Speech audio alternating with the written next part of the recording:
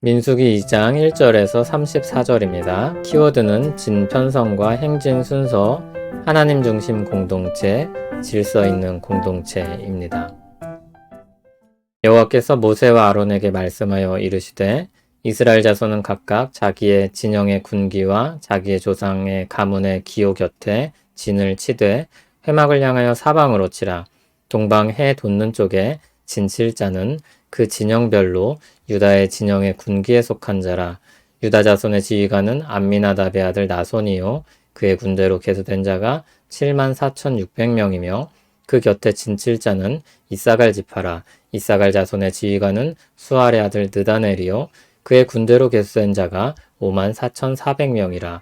그리고 스불론 지파라. 스불론 자손의 지휘관은 헬론의 아들 엘리압이요 그의 군대로 계수된 자가 57,400명이니 유다 진영에 속한 군대로 계수된 군인의 총계는 186,400명이라. 그들은 제1대로 행진할지니라. 남쪽에는 르우벤 군대 진영의 군기가 있을 것이라. 르우벤 자손의 지휘관은 스데올의 아들 엘리술이요 그의 군대로 계수된 자가 46,500명이며 그 곁에 진칠 자는 시몬 지파라. 시몬 자손의 지휘관은 수리사떼의 아들 슬루미엘이요 그의 군대로 계수된 자가 59,300명이며 또 갓 지파라. 갓 자손의 지휘관은 루엘의 아들 엘리아삽이요 그의 군대로 계수된 자가 45,650명이니 루벤 진영에 속하여 계수된 군인의 총계는 151,450명이라. 그들은 제2대로 행진할지니라.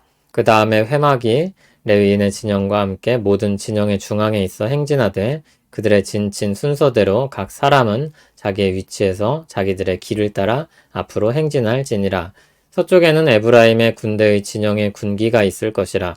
에브라임 자손의 지휘관은 암미우스의 아들 엘리사마요 그의 군대로 계수된 자가 45,000명이며 그 곁에는 므낫세 지파가 있을 것이라. 므낫세 자손의 지휘관은 부다술의 아들 가말리엘이요 그의 군대로 계수된 자가 32,200명이며 또 베냐민 지파라. 베냐민 자손의 지휘관은 기드오니의 아들 아비단이요 그의 군대로 계수된 자가 35,400명이니 에브라임 진영에 속하여 계수된 군인의 총계는 108,100명이라. 그들은 제3대로 행진할지니라. 북쪽에는 단 군대 진영의 군기가 있을 것이라. 단 자손의 지휘관은 암미사떼의 아들 아이에셀이요 그의 군대로 계수된 자가 62,700명이며 그 곁에 진칠 자는 아셀 지파라. 아셀 자손의 지휘관은 오그란의 아들 바기엘이요 그의 군대로 계수된 자가 41,500명이며 또 납달리 지파라. 납달리 자손의 지휘관은 에난의 아들 아히라요 그의 군대로 계수된 자가 53,400명이니 단의 진영에 속하여 계수함을 받은 군인의 총계는 157,600명이라. 그들은 길을 따라 후대로 행진할지니라 하시니라. 이상은 이스라엘 자손이 그들의 조상의 가문을 따라 계수된 자니 모든 진영의 군인 곧 계수된 자의 총계는 603,550명이며 레위인은 이스라엘 자손과 함께 계수되지 아니하였으니 여호와께서 모세에게 명령하신과 같았느니라. 이스라엘 자손이 여호와께서 모세에게 명령하신 대로 다 준행하여 각기 종족과 조상의 가문에 따르며 자기들의 길을 따라 진치기도 하며 행진하기도 하였더라. 아멘. 하나님께서 이스라엘을 준비시키는 내용이 이어지고 있습니다.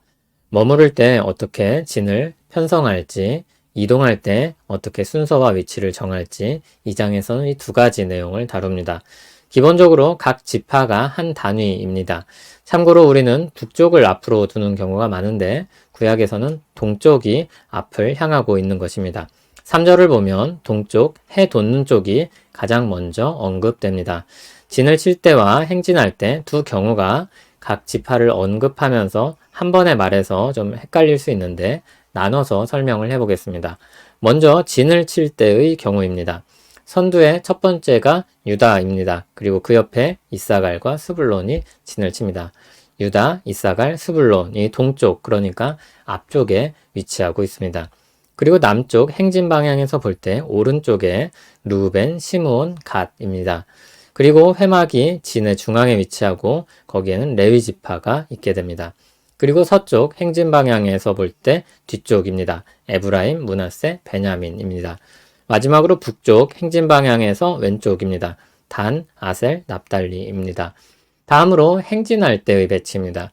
앞에서 언급했던 세 지파가 한 묶음으로 움직입니다. 선두는 유다, 이사갈, 스불론입니다. 구절을 보면 제1대라고 부르고 있습니다. 그 다음이 루벤, 시몬, 갓입니다. 16절을 보면 제2대입니다.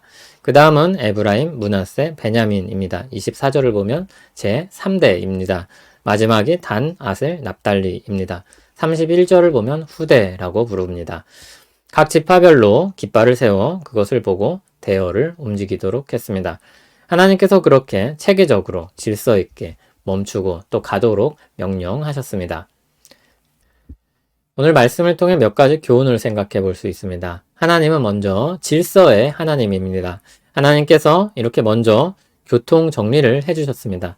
그런데 만약에 그렇지 않았다면 어떻게 되었을까요? 아마 자신들이 선두에 서겠다고 욕심을 부렸을 것입니다. 아니면 상대적으로 안전한 안쪽에 서겠다고 고집을 피울 수도 있었을 것입니다. 또는 위험할 수 있는 뒤에는 서지 않겠다고 했을지도 모릅니다. 하나님이 권위와 질서를 세우시고 자기 백성들이 한 공동체를 이루어 운영되게 하셨습니다. 그런 관점에서 질서 그 자체를 부정하고 각 개인의 주장을 앞세우기만 하는 것은 성경적이라고 평가하기가 어렵습니다. 물론 그렇다고 극단으로 치우쳐 모두 똑같아야 한다고 말하는 것도 성경적으로 보기는 어렵습니다. 하나님은 각양 은사를 주셔서 조화를 이루게 하셨습니다. 다만 이스라엘을 이끄실 때 기본적인 질서를 이렇게 마련했다는 것을 기억할 필요가 있겠습니다. 다음으로 하나님이 이스라엘의 중심입니다. 진영은 하나님의 회막을 중심으로 둘러싸는 모양으로 구성됩니다. 이것은 회막, 즉 하나님을 중심으로 움직이는 것을 상징합니다. 옛 도시들을 보면 중앙에 가장 중요한 것들이 위치하게 됩니다.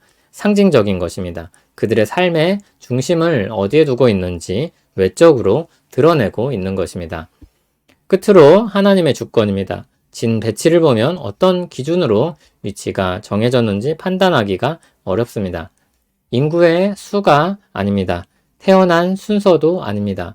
어머니에 따른 분류도 아닙니다. 하나님이 주권적으로 정하신 것입니다. 이럴 때 하나님 중심적인 사람은 그것을 수용하고 받아들입니다.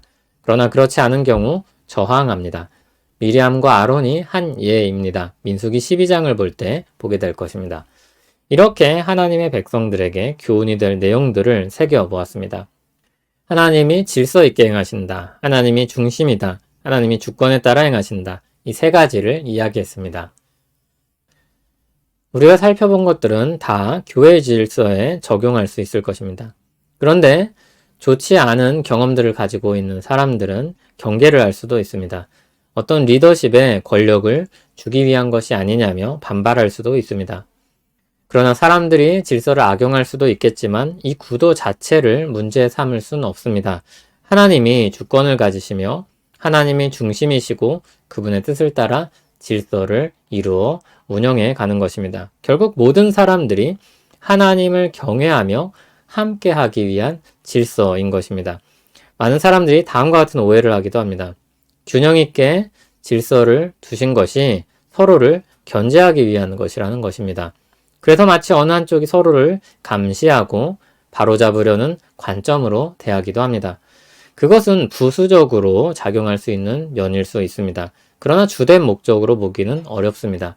이 질서 안에 놓인 위치는 서로 견제하기 위함이 아닙니다. 신약 성경의 고린도전서나 에베소에 비추어 생각하면 이것은 협력을 위한 질서입니다. 하나님의 주권과 그 뜻을 위해 함께 하기 위한 질서입니다. 이 마음이 모든 신자들에게 자리할 때 그 교회는 정말 행복하고 아름다운 공동체를 이룰 수 있을 것입니다. 온 세상과 우리의 주권자 되시는 하나님, 온 우주와 우리를 질서 있게 하시니 감사합니다. 주님의 주권과 은혜가 없었다면 우리는 좌충우돌하면서 서로를 힘들게 했을 것입니다. 하나님의 사랑을 나누기보다 싸우기에 급급했을 것입니다. 우리를 그 굴레에서 건져내셨습니다. 주님과 같은 마음을 품고 주님을 따라 함께 행하게 하옵소서. 예수님의 이름으로 기도합니다. 아멘.